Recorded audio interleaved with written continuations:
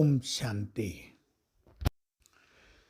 77वें स्वतंत्रता दिवस की सभी महान आत्माओं को, पवित्र और पुण्य आत्माओं को बहुत बहुत बधाई। हमारा देश स्वतंत्र हुआ, अनेक गुलामी की बेड़ियों से हम मुक्त हुए।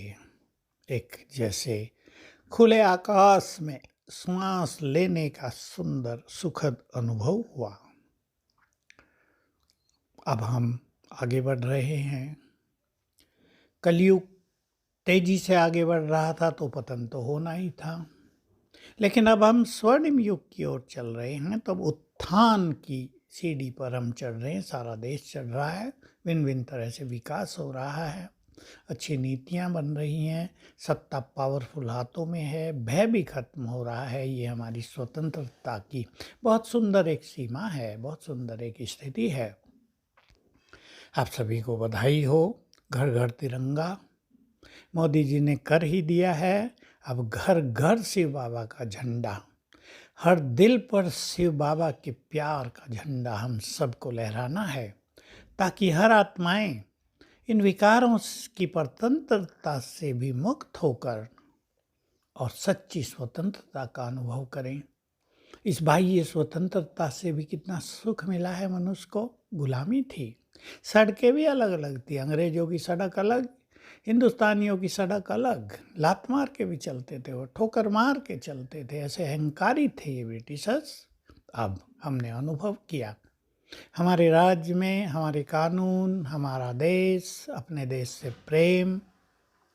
अब हमें शिव बाबा से प्रेम करके विकारों की गुलामी से मुक्त होना है, क्योंकि विकारों का बंधन भी बहुत बड़ा बंधन है।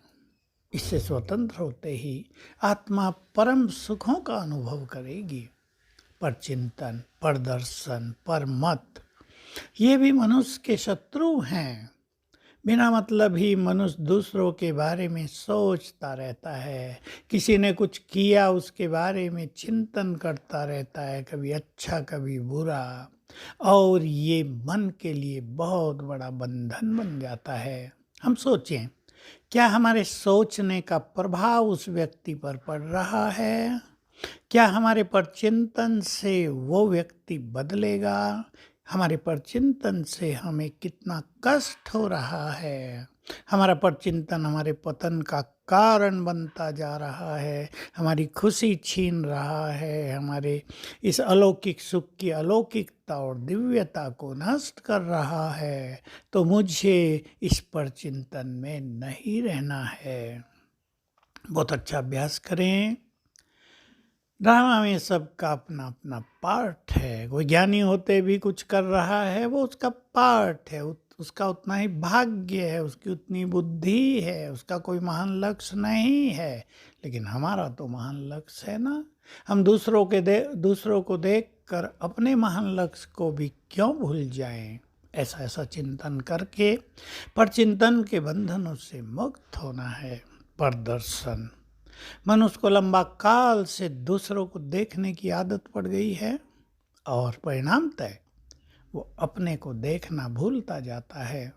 और जो मनुष्य अपने को देख लेता है, अपनी कमियों को जान लेता है, सेल्फ रियलाइजेशन कर लेता है, उसका जीवन तो परम सुखों में, परम शांति में व्यतीत होने लगता है।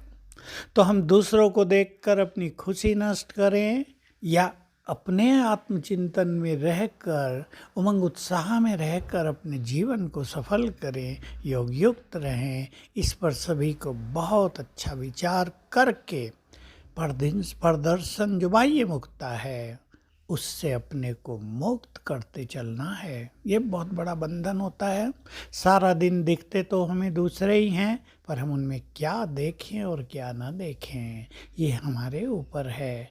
गुण देखेंगे हम बेगुणवान बन जाएंगे, बुराई देखेंगे पर चिंतन चलेगा, हमारा पतन होगा। पर मत पर चलने की अब जरूरत नहीं, वो भी बहुत बड़ा बंधन है। मनुष्यों की मत पर चलकर गिरते आए, शास्त्र गुरुओं की मत से भी कुछ मिला नहीं। अब जब भगवान स्वयं मत दे रहा है तो बाकी सभी बंधनों को काट कर उसकी ईश्वरीय मत पर चलकर हम अपने जीवन को डिवाइन बनाते चलें। तो आओ इन तीनों के बंधनों से मुक्त होकर हम सच्ची स्वतंत्रता मनाएं। ओम शांति।